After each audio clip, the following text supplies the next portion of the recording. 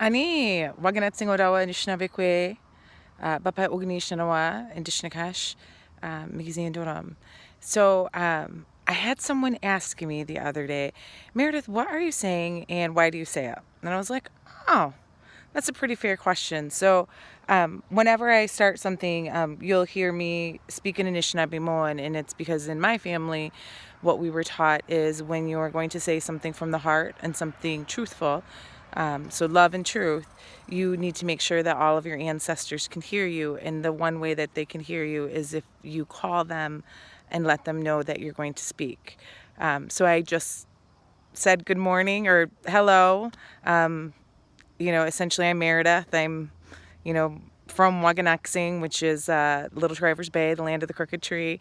And I let them know what clan I am. So that's me calling my ancestors. So first of all, I want to say thank you for joining with this video. I really appreciate it. I gave a story about my daughter's first experience in school. Today I'm going to talk about microaggressions and how they can lead up to something more detrimental. We will be throwing a video up about microaggressions done by someone in our community, so we're pretty excited about that. So first, I'm just going to let everybody know I will not name names. I will not call up businesses. I think that is counterproductive to healing. And the purpose of Awaken Petoskey and the purpose of these stories is to bring awareness of how our actions affect people of color in our community. So with that, I'm just going to tell you a story about one time when I was working. So I was working and I had a white woman about my same age, highly educated. The first time I went to a staff meeting when I first joined this business, she's like, all right, let's go have our PowWow.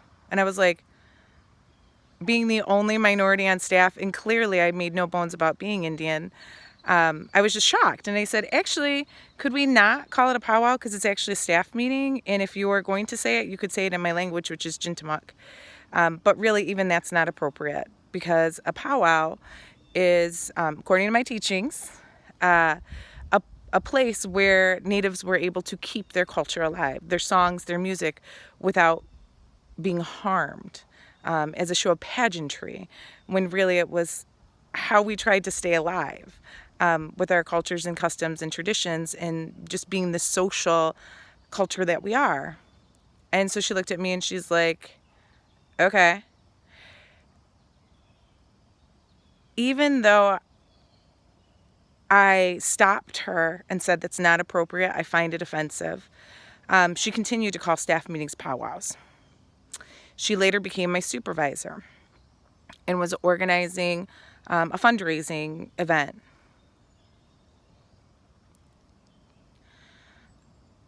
I'm going to show you, and I'm going to tell you what was given to me as the fundraiser event identifier. So while some people got their shirts with no name on them or like a cute little kitschy name, okay, no name,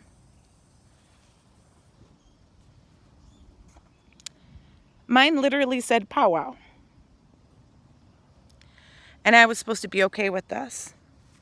Now, knowing that I had said things several times before about it being offensive, about how I didn't appreciate my culture being a mockery, I had to stand there and thank her and say, it's okay. Thank you for my sweater or my shirt. I'm glad I can participate today and wear this in front of hundreds of people. I had to stand there and take that because I needed to feed my family. I kept this shirt because it's a great learning lesson about the things that you say and do and how they can affect other people. And it's very hard for people to speak up when their voices aren't being heard. So I'm going to leave you all with that today. As always, I'm going to put out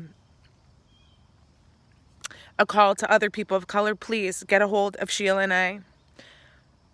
Let us hear your story. Let us help facilitate your story. Because I know I have hundreds but that's just me, and that's not all inclusive of our community.